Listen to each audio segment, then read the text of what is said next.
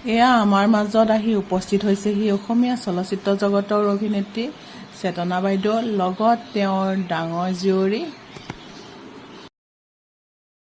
নেপালী সম্প্ৰদায়ৰ সকলোৱে হ'ল আজি সদৌ জাগিৰ ৰঙালী বিহুৰ সন্মিলনত। প্ৰতি বছৰে তোমালোকে আহাই ন?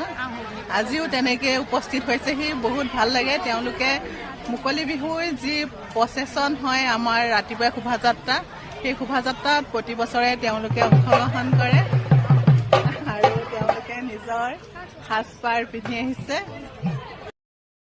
এই বিহুখনলৈ জাগিৰোডৰ সৰুৰ পৰা ডাঙৰলৈ সকলো ওলাই আহে। আমি স্কুলত পঢ়া দিনৰ পৰা এই বিহুৰ লগত জড়িত হৈ আছোঁ।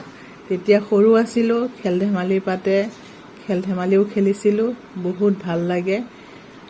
আৰু সকলো এনেকৈ আজি মুগাৰ সাজপাৰ পিন্ধি ওলাই আহিছে অসমীয়া সাজপাৰত।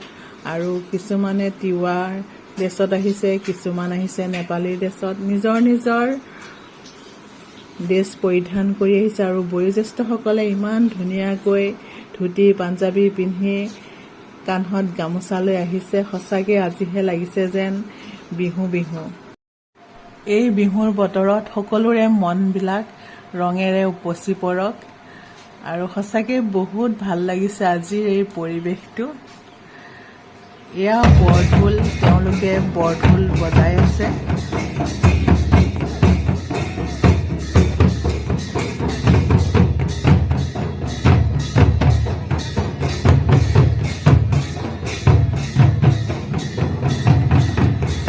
আমাৰ সকলোৰে মাজৰ পৰা আজি চেতনা বাও যাবলৈ ওলালে।